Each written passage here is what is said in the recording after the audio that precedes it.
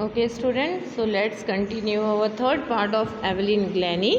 तो हमने पढ़ा किस तरह, मतलब अब तक हमने ये देखा कि वो अपने इंटरव्यू के दरमियान बताती है कि किस तरह से वो आगे बढ़ी, कितनी तकलीफ़ों का उसे सामना करना पड़ा। और वो 11 साल तक तो वो अच्छे से सुन सकती थी, इसीलिए उसकी जो बोलने की जो सेंस था, बोलने की जो शैली थी, वो काफ़ी क्लियर थी। आगे हम देखते हैं। As for music she explain it pours in through every part of my body. तो म्यूज़िक के बारे में बताते हुए कहती है कि संगीत जो है ना, उसके शरीर के हर हिस्से के अंदर भरा हुआ है। It tingles in the skin my cheek bones and even in my hair. Tingles मतलब क्या होता है, पता है? डंक मारना। तो संगीत जो है ना, उसके शरीर के जो उसकी चमड़ियाँ हैं, जो उसकी चिक बोन्स हैं, यहाँ तक कि उसके बालों में भी उसे फील होता है। When she plays the xylophone, she can sense the sound passing up the stick into her fingertips. जब वो xylophone बजाती है ना, तो देखो xylophone जो इंस्ट्रूमेंट आपने देखा होगा ऊपर, किस तरह से उसको 2 स्टिक से बजाया जाता है।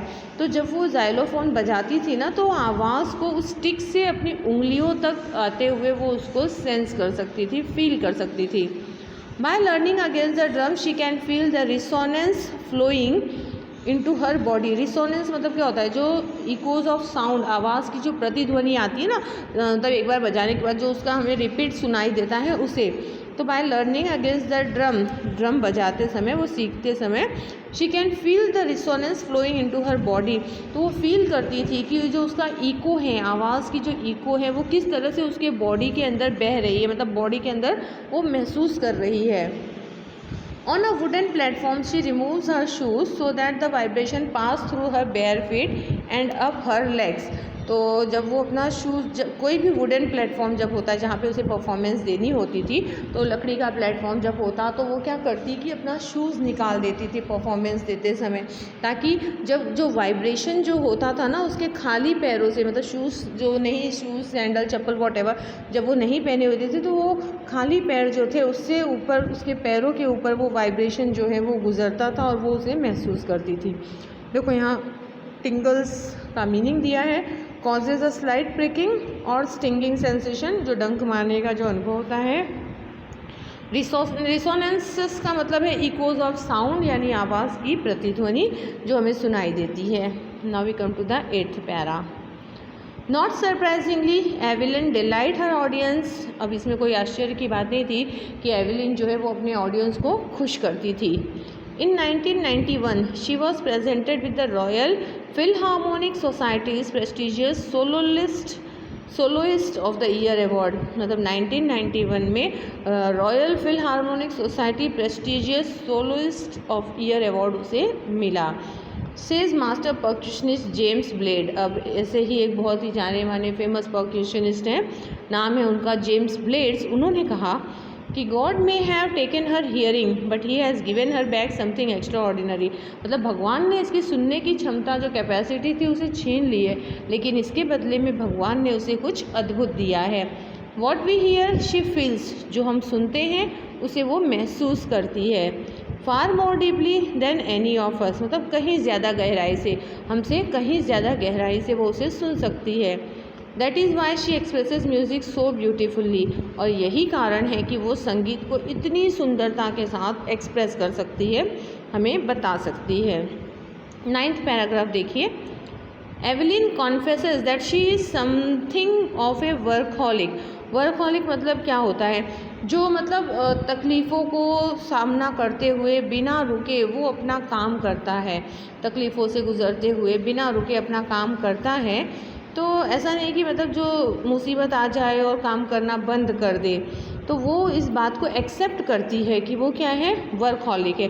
देखो नीचे मीनिंग भी दिया है, a person who finds it's difficult to stop working. मतलब एक ऐसा व्यक्ति जिसे मतलब मुश्किल लगती है काम को रोक देना, जो हमेशा काम करता आया है और उसे काम अगर बंद करना पड़े और बैठना पड़े तो वो उससे परेशान होता है।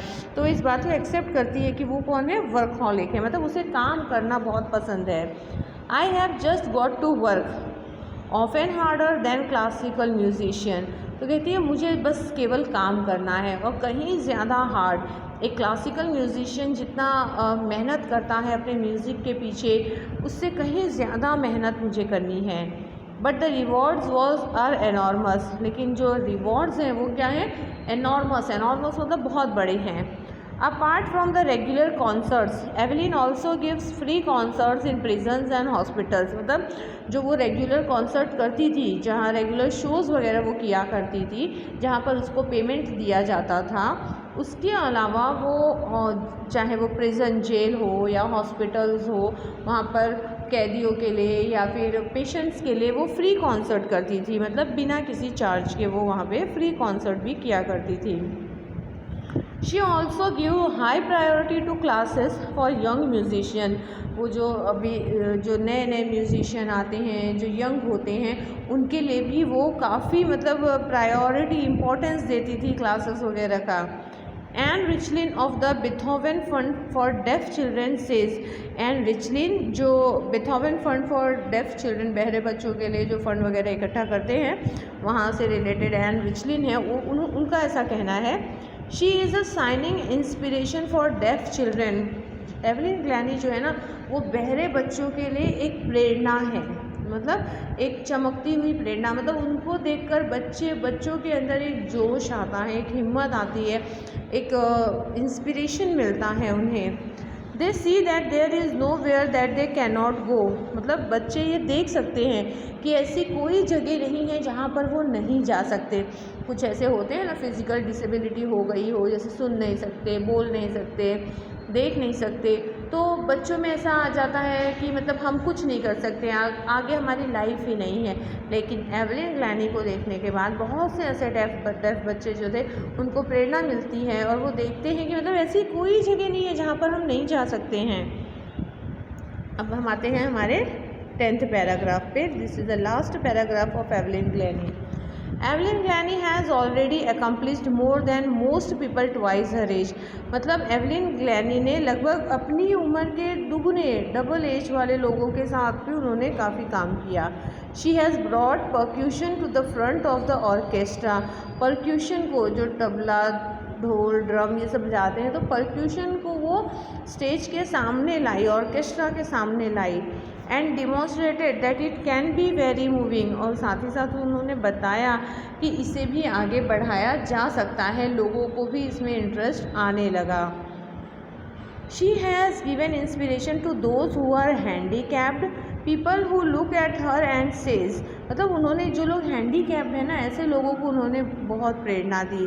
और people who look at her and says, people जो लोग उसको देखते हैं तो कहते if she can do it I can. तो जो लोग उसको देखते कि ये सुन नहीं सकती फिर भी इतना अच्छा परफॉर्मेंस कर रही है, इतना आगे बढ़ी, इतनी फेमस हुई, इतने सारे अवार्ड्स मिले, हर चीज़ में वो आगे थी, तो उसको देखने के बाद जो लोग उसे देखते वो कहते हैं कि अगर ये कर सकती है तो हम क्यों नहीं, हम भी कर सकते हैं। And not the least she has given enormous pleasure to millions.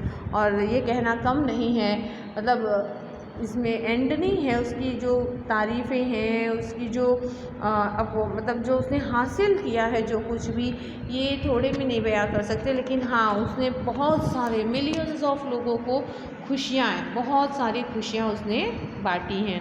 तो एवलिन ग्लैनी के बारे में हमने यहाँ पढ़ा कि किस तरह से ये जो लड़की थी, ये कम उम्र में ही 11 साल की उम्र से पहले सुन सकती थी, पहले वो अच्छे से सुनती थी, धीरे धीरे उसका सुनना कम होने लगा, वो बहरी होने लगी।